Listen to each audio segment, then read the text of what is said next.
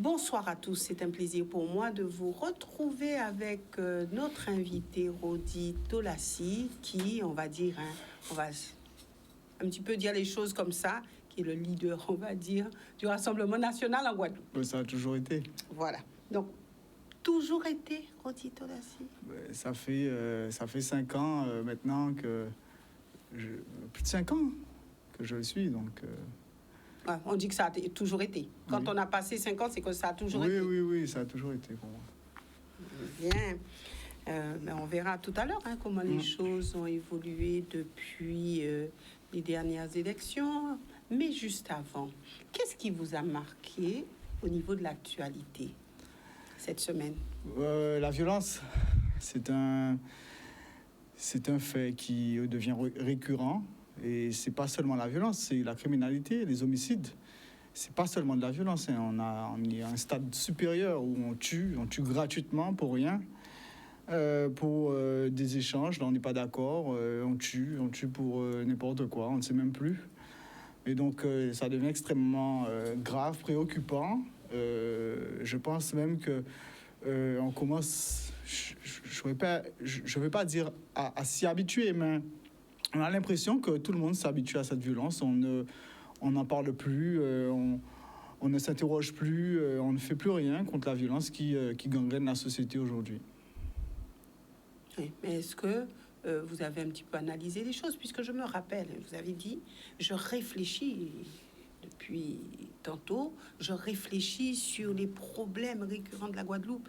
Et puis, il y a des solutions. Je me rappelle, pour les dernières élections, vous avez dit... oui, mais de toute façon, nous, au Rassemblement national, nous portons des solutions.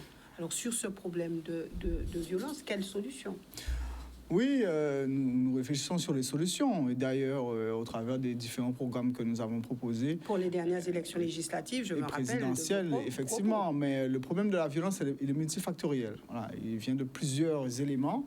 Mais il y a certains éléments, et comme au début de semaine, j'ai fait une lettre ouverte au préfet pour que l'État puisse reprendre la main sur le domaine, un domaine qui le concerne, parce que c'est un domaine régalien qui est la sécurité. On ne voit plus l'État sur le domaine de la sécurité. À part, et je les félicite, lors du carnaval, lorsque certains étaient armés en pleine foule, ils étaient interpellés, arrêtés. Donc, ce sont ce genre d'actions qu'il faut continuer à mener. Montrer à ces jeunes qui marchent armés, qui cultivent la violence, qu'il n'y a pas de place pour eux dans la société. Leur place, c'est soit en prison, soit ils restent chez eux. Mais les armes sous la ceinture, ça n'a rien à faire dans un carnaval, ça n'a rien à faire dans la rue. On n'a pas à tuer quelqu'un pour sa chaîne, etc. Donc, il faut que l'État puisse reprendre la main en mettant les effectifs nécessaires, en ayant une bonne politique, en allant vers les zones où justement on doit faire plus de contrôle, où on sait qu'il y a des ghettos, où on sait aussi Donc pour vous, il n'y a pas suffisamment de répression? C'est pas seulement de la répression. Là, on est sur un début de solution. Il n'y a pas seulement la répression, il y a aussi la prévention. On voit pas de spot publicitaire sur la violence. On ne voit plus d'intervention dans les écoles et dans les lycées. Oui, la violence routière, mais il y a la violence de tous les jours. La violence qui tue, et pas si loin de votre studio, je crois que ce week-end, il y a eu un jeune qui est décédé pour rien.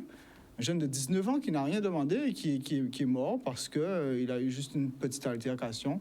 Et donc, il est temps que l'État puisse reprendre la main sur le domaine de la sécurité. Il est vrai qu'il y a une réponse judiciaire qui doit être amenée aussi, parce que lorsqu'un jeune, par exemple, commet un vol ou un braquage et qu'il n'y a pas forcément une effusion de sang, il faut que la justice rapidement puisse rappeler à l'ordre ce jeune. En quoi faisant? Mais justement, en ayant un procès vite, en retrouvant le coupable rapidement, en menant une vraie enquête, en trouvant le coupable, et avant qu'il fasse l'énième braquage où il va tuer quelqu'un, on puisse l'arrêter, l'interpeller, lui faire comprendre que oui, par la case prison, par la case réinsertion, par différentes résultantes judiciaires, qu'on lui fasse comprendre que c'est pas une solution, qu'il y a d'autres manières de s'exprimer dans la société. Alors, est-ce qu'il n'y a pas un travail à faire en amont avant d'arriver Oui, cela. il y a un travail à faire en amont, ça c'est sûr. Et comme je vous ai dit, c'est multifactoriel. Il y a le côté social aussi. Il y a notre société. Nous sommes une société violente parce que nous avons une histoire qui est violente. Et ça, il faut le prendre en compte. Donc, il faut casser cette culture de la violence que nous avons. Savoir qu'entre compatriotes, nous devons avoir une autre façon de voir les choses. Lorsque on fait un accident avec quelqu'un, ben c'est pas la violence qui est la solution, c'est de faire un constat, c'est d'être dans le bon droit, d'être tout à fait normal comme un citoyen lambda, se comporter normalement. Donc il faut casser cette culture de la violence via des spots publicitaires, via la prévention, via la sensibilisation, c'est important, via des actions, que ce soit les politiques, que ce soit les associations, que tout le monde, les parents, l'éducation, l'école, mais aussi l'État puisse s'y mettre et que tout le monde puisse s'y mettre pour qu'enfin nous puissions sortir de cette violence. Vous avez dit que tout le monde puisse s'y mettre. Vous êtes un jeune engagé en politique. Vous dites oui, il faut arrêter les choses. Mais quel peut être votre apport à ce niveau-là? Mais je viens de vous donner un des exemples sur lesquels nous devons agir. Vous, Rodito Lassi. Mais moi, en tant que personnalité, déjà j'alerte. Dès qu'il y a un meurtre, je ne reste pas insensible, contrairement à certains politiques qui ne disent plus rien. J'alerte. J'essaye de sensibiliser autour de moi, de porter cette parole, de dire, bon, tu sais, tu as eu telle altercation, mais la solution, c'est pas d'aller répondre avec une arme. Il faut déposer plainte, il faut avoir une autre façon de voir les choses. Donc on essaie de sensibiliser. Tout le monde doit avoir ce langage, un peu comme un grand frère. Nous savons, bon, il y en a eu... c'est un jeu de mots? C'est pas un jeu de mots, c'est un clin d'œil. Voilà. Au grand frère? Oui. Parce que c'est important d'en avoir dans la société. Et, on voit un peu comment la société est en décadence. Et oui, on a cette culture en Guadeloupe d'avoir des espèces de grands frères qui ont cette capacité à apaiser la société, la jeunesse, les quartiers, etc. Vous parlez des grands frères, on parle des grands frères. Oui. D'accord. Donc, pour vous, il faut des grands frères pour apaiser les quartiers. Quand je dis grands frères, c'est pas uniquement eux ceux qui ont l'habitude, mais il faut que tout le monde, tous les grands, puissent rentrer dans cette culture de vouloir faire descendre la violence, de vouloir sensibiliser, de parler, de discuter, de faire comprendre que la violence n'est pas une solution. Est-ce que la violence peut descendre quand il y a une montée de la précarité? Alors, déjà, au-delà de la violence, c'est la facilité sur laquelle que nous arrivons à un homicide. C'est ça. On peut être une société violente, mais qu'il y a une telle circulation des armes, qui est autant de meurtres sur un territoire si petit, alors que la plupart des gens se connaissent, c'est que nous avons, oui, un problème. C'est vrai qu'il y a un problème de précarité qui fait que, oui, il y a la oisiveté, il y a tout ce qui tourne autour de cette précarité, qui fait qu'aujourd'hui, nous avons une société violente. Oui, nous avons un taux de chômage énorme. Nous avons 135 000, voire même plus, de Guadeloupéens sous le seuil de pauvreté. Nous devons travailler. Donc, comme je vous dis, c'est multifactoriel. Vous devez travailler sur l'ensemble des éléments, des éléments d'une société pour restructurer. Il faut commencer par quelque chose. Effectivement. On ne peut pas travailler sur tout en même temps. Je crois que la Guadeloupe a besoin qu'on puisse réellement travailler sur tout en même temps. On ne pourra pas faire les choses une à la fois. Il faut vraiment que la Guadeloupe ait une émergence des consciences qui fait que tout le monde ait envie de travailler ensemble et en même temps. Est-ce que ce n'est pas ça qui fait qu'aujourd'hui, nous nous trouvons sur certains sujets dans une impasse? Quand on veut tout embrasser en même temps, on ne va pas par étapes, on ne met pas les priorités là où il faut les mettre. Est-ce que c'est pas ce qui pose problème? Faut faire attention entre les discours et les effets d'annonce et entre ce qui se fait réellement. Il y a une grande différence entre les effets d'annonce et ce qui se fait réellement sur le terrain. Qui fait les effets d'annonce? Qui est élu aujourd'hui? On voit, il y a des effets d'annonce, on voit rien derrière. On voit la situation de la Guadeloupe, la situation économique du territoire. Oui, il y a beaucoup d'effets d'annonce. On nous fait croire que le chômage baisse, que les choses vont bien, alors que ça ne va pas sur le territoire, on le voit. Est-ce qu'on peut dire que les élus ne font rien. Parce que c'est vrai qu'on dit les élus, oui, ils ne font pas ce qu'il faut, ils ne font pas pour le chômage, pour nous. Mais est-ce que nos élus sont inactifs pour autant? Non, je dirais pas qu'ils sont inactifs. Ils font, oui, ils font, mais souvent sous la pression. Regardez la problématique de l'eau, c'est lorsque la population en avait marre et a commencé à manifester que vous avez entendu les politiques. C'est pareil pour les algues sargasses, c'est pareil pour le chlordécone, ce sera pareil pour la violence et dans d'autres domaines aussi. Donc ils ont souvent l'habitude de subir la politique et de ne pas faire la politique. Et donc la Guadeloupe a besoin d'une vision lointaine. Il faut voir large, loin pour penser Guadeloupe. Quand j'entends certains dire penser à agir au Guadeloupe, ils ne le font pas du tout. Il faut voir à long terme. Quoi, alors? Comment? Ils pensent à quoi? Je ne sais pas, je ne sais pas. Moi, j'ai l'impression qu'ils mènent la politique d'Emmanuel Macron sur le territoire. Et d'ailleurs, on entend très peu d'entre eux sur la réforme de retraite, alors qu'ils l'ont soutenue lors de la présidentielle. Mais bon, ça, c'est encore un autre sujet. Et donc, oui, il faut réellement voir large et loin, avoir un projet construit, un vrai projet pour la Guadeloupe. Est-ce que vous avez un projet? Oui, nous en avions. On en a discuté la dernière fois qu'on s'est vu sur le programme de la présidentielle que nous avons présenté. Ce sont les délégués départementaux des Outre-mer qui ont participé à ce projet, à ce programme et qui l'ont présenté.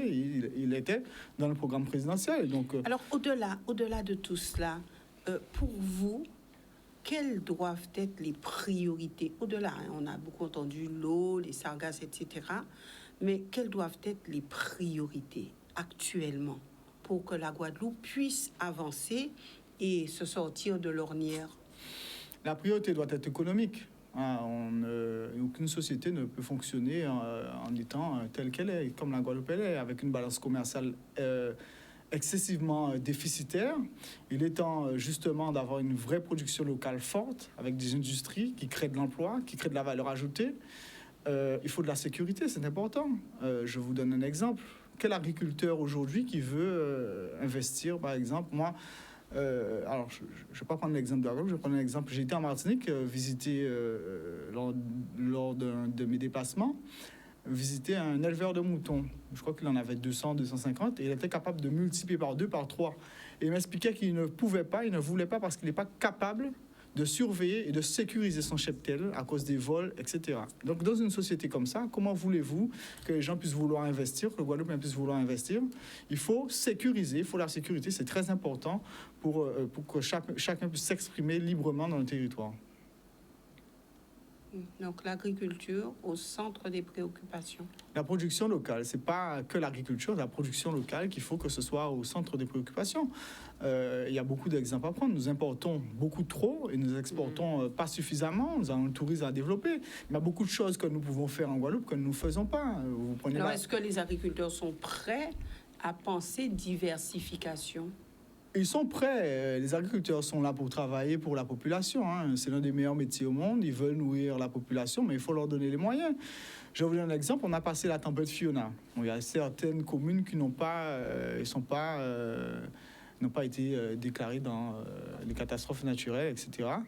Et donc, vous avez des exploitants agricoles qui ont été quand même touchés. Et il y a une loi en France qui n'est pas appliquée ici, parce qu'on a permis cela en Outre-mer, une loi qui permet d'assurer les parcelles agricoles. Pourquoi elle n'est pas appliquée? Pourquoi aucun parlementaire ne demande à ce qu'elle soit appliquée en Outre-mer? Donc permettre aux compagnies d'assurance, avec une aide au niveau des agriculteurs pour faire la protection des parcelles, parce que souvent, les compagnies d'assurance demandent à ce que vous clôturez vos parcelles, etc.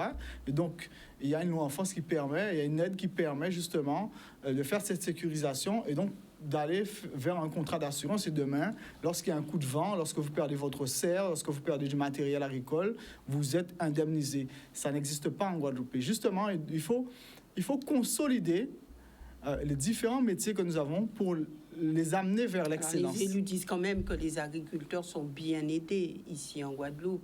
Les agriculteurs, certains disent sous perfusion, certains disent que oui, il faudrait peut-être que les agriculteurs pensent justement à s'orienter vers d'autres cultures, d'autres productions. Oui, mais donc, je viens de vous donner un exemple. Oui. Vous voulez tendre vers d'autres cultures, il vous faut des serres, il vous faut du matériel pour faire du maraîchage, vous n'êtes pas assuré. Si vous avez 10 serres, vous avez peut-être, rien que la bâche que vous mettez dessus, si vous avez 10 serres, vous êtes à peu près à 15 000 euros. Un vent passe, vous perdez 15 000 euros. Ce n'est pas rien. Quand j'entends que les agriculteurs sont bien aidés, bien subventionnés, vous prenez l'exemple de la canne, ça fait 2 ans qu'ils attendent l'aide de transport. Voilà, c'est pas vrai, c'est pas tout à fait vrai. Il faudrait peut-être moins s'inviter. Est-ce qu'il faut continuer sur la culture de la canne, selon vous? Je ne suis pas de ceux qui sont pour continuer sur la culture de la canne. Pas dans la version dans laquelle nous nous sommes enclenchés, voilà, sur le sucre, l'export du sucre, etc. Je crois qu'aujourd'hui, avec cette volonté que nous avons de tendre vers l'autosuffisance alimentaire, il faudrait que certaines cultures de canne se transforment plus vers le maraîchage. Ça a plus de valeur. Ça permet de mieux rémunérer les agriculteurs et ça nous permet aussi de tendre vers cette fameuse autosuffisance alimentaire. Donc, abandonner la canne J'ai pas dit ça. Au profit de... J'ai pas dit ça. Hein. J'ai pas dit qu'on va abandonner la canne. Hein. Moins de canne à sucre pour l'export. On garde le rhum, on fait du sucre pour nous, un petit peu pour l'export. Mais il faut un peu garder. Mais oui, il faut garder la canne parce que c'est un élément culturel, ça fait partie de notre patrimoine. Nous faisons du rhum, de l'alcool avec. Mais aussi, il faut avoir moins de culture de canne et tendre vers plus le maraîchage et l'autosuffisance alimentaire. Vous avez dit, oui, nous avons un projet, nous continuons à réfléchir, nous continuons à travailler. Alors, actuellement, sur quoi travaillez-vous? Vous savez, nous avions un projet. Nous avons un projet. Je ne suis pas en train de travailler sur un projet. Non, on n'est pas en train de travailler sur un projet. C'est le même projet. C'est le même. Oui, celui que vous avez décliné. Voilà, exactement le même. Les élections législatives. Ce que nous faisons, c'est d'expliquer aujourd'hui à la population, par exemple, pourquoi le personnel soignant n'est toujours pas réintégré. On prend, vous savez, le 12 janvier dernier, c'était la niche parlementaire du Rassemblement national. Et ils ont eu l'intelligence de reprendre la proposition de loi de Caroline Fiat de la France Insoumise, qui a été débattue au mois de novembre, je crois, et qui était à 2 doigts de permettre que le personnel soignant soit réintégré. Donc, dans notre niche parlementaire, nous avons repris sa loi, nous avons permis qu'elle soit rapporteure, et par un sectarisme, la France Insoumise a dit non. Ils ne veulent pas, ils ne veulent plus réintégrer parce que c'est dans notre niche parlementaire qu'est présentée cette loi. Donc vous avez une forme de sectarisme. Donc nous en sommes là aujourd'hui. Le personnel soignant serait déjà réintégré. Personne ne veut de vous. Non, c'est pas que personne ne veut de nous, mais il y a une forme de sectarisme où certains ne veulent pas que ce soit le Rassemblement national qui aide sur tel et tel sujet. Vous prenez l'exemple de la réforme des retraites. Il y a eu la motion référendaire pour permettre à ce que la population puisse s'exprimer via un référendum. Excusez-moi, quand vous êtes à l'Assemblée nationale sur un sujet aussi important, vous votez une motion référendaire. C'est tout à fait normal. 70% de la population veut s'exprimer par référendum sur la réforme des retraites. Qu'ils disent oui ou non, ils veulent s'exprimer. Je crois que non seulement une grande partie de la population est totalement contre cette réforme des retraites, mais veut s'exprimer par référendum. La volonté du peuple, on doit la respecter à l'Assemblée nationale et donc voter la motion référendaire. Alors, est-ce que réellement, quand on analyse, on parle de la réforme des retraites, certes, mais est-ce que le système de répartition n'est pas arrivé à son terme, à bout, ou est-ce que ce système n'est pas à bout de souffle? On parle de cette répartition, de retraite par répartition, depuis longtemps, en disant que ça va mener droit au mur. Donc, que faire? Avant de vous répondre, je vais continuer un peu sur cette fameuse motion référendaire, parce que c'est très important de comprendre. Et donc, certains députés de la Guadeloupe, notamment, il y en a 3 sur 4 qui n'ont pas voté. Il y a 2 qui ont été se cacher, qui sont sortis de l'Assemblée, parce qu'on leur a demandé de sortir. Un autre qui s'est abstenu, c'est celui de ma circonscription. Et donc, ils font croire qu'ils ne voteraient pas la motion référendaire parce que c'est la motion référendaire du RN. Mais lorsque vous votez une motion référendaire, vous ne votez pas celle du RN. Vous votez pour le peuple, pour que le peuple puisse s'exprimer. On ne vous demande pas de voter pour Marine Le Pen lorsque vous votez à l'Assemblée nationale. On vous demande de légiférer, de mettre en place des dispositifs législatifs. C'est tout simplement ce qu'on vous demande. Et donc... de voter pour ces propositions. Mais peu importe la proposition, parce que c'est la proposition de la France Insoumise aussi. Et par tirage au sort, c'est le RN qui présentait la motion référendaire. Donc peu importe la personne qui présentait, c'est la volonté du peuple qui doit primer. Et d'autant plus que la Guadeloupe et les Guadeloupéens ont envoyé un message très clair aux Guadeloupéens, quel que soit le parlementaire. Au second tour de la présidentielle, Marine Le Pen contre Macron, c'est 70% de la population. C'est 70% des votants, pardon. Donc, il faut, à l'Assemblée nationale, que cette voix, cette volonté... 70% des votants 70%. Marine Le Pen, on a fait 69 et quelques et des poussières, on a arrondi à 70. pour la présidentielle. Oui, au second tour. Et Emmanuel Macron a fait autour des 30%. C'était son score, hein. Je ne pense pas me tromper, mais la volonté du peuple, c'était ça. On ne veut pas de Macron, on ne veut pas de ses réformes. Et dès là... Emmanuel Macron est quand même président de la République. Oui, il est président parce que vous avez toute la France qui vote. Mais vous êtes parlementaire guadeloupéen, vous devez suivre la volonté de votre peuple. C'est pas ce qu'ils ont fait à l'Assemblée nationale. Sur la question... Mais pour être président, on parle de toute la France. Mais moi, je parle de nos parlementaires. Hein. Emmanuel Macron, il fait ses affaires, mais nous avons des parlementaires qui nous représentent. Il fait ses affaires et vous faites vos affaires. Exactement. Parmi ces 4 parlementaires, vous avez un seul qui l'a voté, c'est Olivier Servat. Je ne suis pas de la même obédience politique que lui, mais quand il y a une chose qui est bien, il faut le dire aussi. Donc, il est le seul à avoir voté la motion référendaire, à avoir pris son courage à deux mains et l'avoir voté. Et si demain, cette motion référendaire serait passée, ce serait la population qui aurait pu s'exprimer sur la... Il est du côté du Rassemblement national. Non, il est du côté du peuple. Ce que n'ont pas compris les 3 autres. Ils n'ont rien compris. Ils n'ont rien compris. Ils sont soit soumis à la NUPES et aux ordres de la NUPES. Ils ont quand même le droit d'être d'accord ou pas. Ils font ce qu'ils veulent, mais la population doit en tirer les conséquences des actes de ces parlementaires.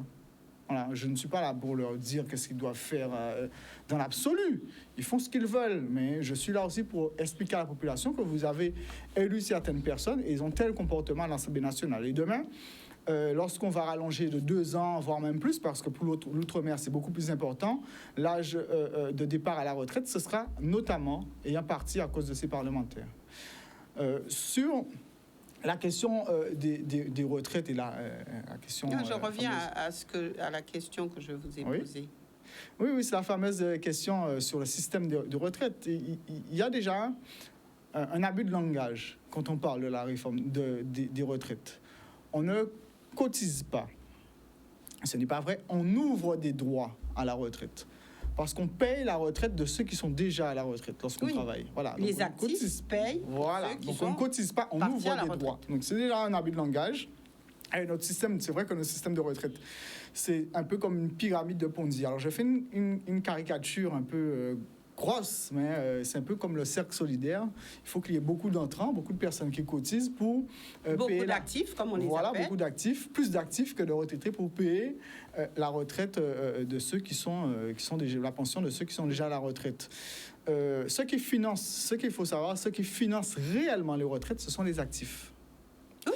Donc, oui. Et c'est quoi le problème des retraites aujourd'hui? C'est pas en rallongeant la période de cotisation qu'on va solutionner le problème. C'est en solutionnant le problème du chômage. Plus il y a d'actifs, moins il y a de chômage, plus il y a de cotisants et plus justement on va payer la pension des autres, on va cotiser entre guillemets pour les autres. Donc plus il y a d'actifs, plus il y a de cotisants et plus on peut tendre vers un équilibre sur la caisse des retraites. Pour l'instant, on se rend compte que, il y a vraiment pas suffisamment d'actifs pour mener jusqu'à bon nombre d'années cette retraite par répartition. Donc, vous dites il faut jouer sur les chiffres du chômage. Pour l'instant, on est à un chiffre qui est important. Il faut donc trouver d'autres moyens pour payer cette retraite. Mais ça, c'est la version du gouvernement. Je crois que même le corps n'est pas tout à fait d'accord avec le gouvernement. Alors, on n'a pas besoin d'être au gouvernement pour voir que le système par répartition, pour l'instant, il s'essouffle. Et il ne pourra pas aller bien loin si des solutions ne sont pas trouvées. Il n'est pas déficitaire. Le Conseil d'orientation des retraites nous dit qu'il n'est pas déficitaire, de sitôt. Donc la réforme... De sitôt, vous dites? Oui, la réforme... Vous avez vu aujourd'hui combien moi, je pense que combien de retraités? Oui, j'ai vu, oui. D'accord. Mais ça fait froid dans le dos quand même. Oui, pour vous, moi, ça ne me fait pas froid dans le dos parce que c'est la réalité. Donc, c'est pour ça que je vous dis qu'il faut tendre vers la réalité peut moins de chômage. Il faut tendre vers moins de chômage afin des propositions aussi qui permettent aussi de rééquilibrer la caisse des retraites. Qu'est-ce qui permet aussi de rééquilibrer la caisse des retraites? C'est en augmentant les salaires. C'est pour ça que nous avons fait une proposition pour augmenter de 10% et en enlevant sur ces 10% la cotisation patronale pour permettre aux entreprises d'augmenter les salariés. Donc plus? Ça a été refusé. Non. On cotise plus, oui, parce que votre brut augmente. Non, votre brut augmente, votre salaire augmente, donc vous cotisez plus. C'est tout à fait normal, mais c'est dans tous les salaires, ça, madame. Hein? Oui. Dès que votre salaire augmente, vous cotisez plus, c'est tout à fait normal. Hein? Oui, mais qui va supporter cela? Mais vous savez, quand vous augmentez les salaires, chacun... en fait, c'est pas supporter. Oui, c'est supporter. Non, on ne supporte pas. Je vous dis pas qu'on est en train d'augmenter les cotisations sociales sur le salarié. On augmente les salaires, donc de facto, ça augmente la cotisation sociale. Oui, mais... C'est tout à fait normal. Qui paye les salaires? Mais c'est le patronat. Ceux qui peuvent augmentent de 10% et sont exonérés de charges patronales. C'était ça le deal, permettre d'augmenter ceux qui peuvent, d'augmenter les salaires. Et c'est incitatif. Qui peut aujourd'hui? Oui, vous avez beaucoup de sociétés qui peuvent. Vous avez des grands groupes qui peuvent se permettre. On en a en Guadeloupe. On a EDF, on en a d'autres. Pas toutes, pour la Guadeloupe, pas toutes les sociétés, mais il y a ceux qui peuvent. Et là, je vous parle, le système de retraite, je ne vous parle pas que de la Guadeloupe, on parle de la France dans toute son entièreté. Et donc, nous, on regarde un petit peu chez nous. Hein. Oui, mais la retraite, à moins qu'on soit à l'article 74, et donc on doit la gérer nous-mêmes, elle est gérée au niveau national. Donc, c'est pour ça que je vous parle de façon globale. Nous sommes intégrés dedans. Voilà, donc, je vous parle de façon globale, parce que ça peut se passer. Si on devrait réfléchir comme Emmanuel Macron, c'est pas à 62 ans, ni à 63, ni à 64 en Guadeloupe qu'on devrait mettre la retraite. Sachant qu'aujourd'hui, avec le départ à 62 ans, en moyenne, en Guadeloupe, on part vers 67 ans. Donc, vous imaginez si on rajoute 2 ou 3 ans aux 67 ans, à quel âge que nous arrivons? Donc, on arrive à 70. La caisse des retraites, on est dans le droit commun, on est dans l'ensemble. Donc, je pense dans l'ensemble. S'il fallait penser autrement, je l'aurais fait. Alors, est-ce qu'on ne doit pas regarder de manière globale, analyser la situation? Parce que oui, la réforme des retraites, est-ce qu'il ne faut pas se pencher un petit peu plus sur les choses et regarder pour voir si on ne peut pas jumeler le système par répartition par autre chose, avec autre chose.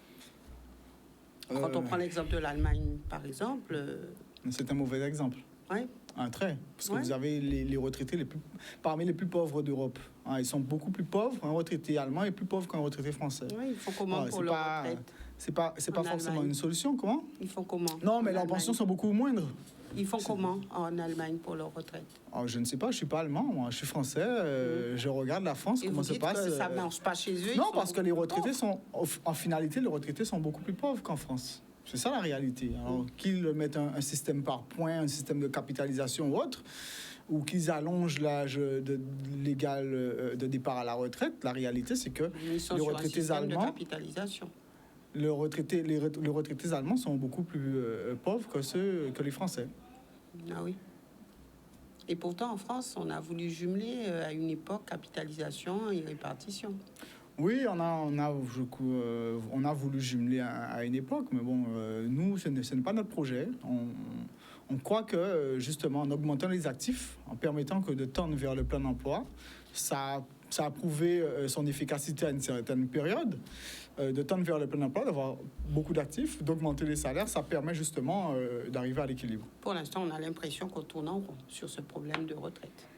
On tourne en rond avec le gouvernement que nous avons. Parce qu'ils mettent toujours la même solution. C'est depuis Nicolas Sarkozy, c'est la même solution. Repousser l'âge légal, repousser l'âge légal, repousser l'âge légal. Et on n'en finira pas. Il y a d'autres solutions qui sont possibles, justement, et il est temps de les mettre en place, et notamment le plein emploi. Auditola, si malheureusement il y avait d'autres sujets à voir, mais nous sommes arrivés au terme de cette émission, un temps pas suffisamment long. Ça va vite. Pour tout dire, mais nous aurons l'occasion de parler d'autres sujets qui intéressent les Guadeloupéens. En tout cas, merci d'être venus sur ce plateau.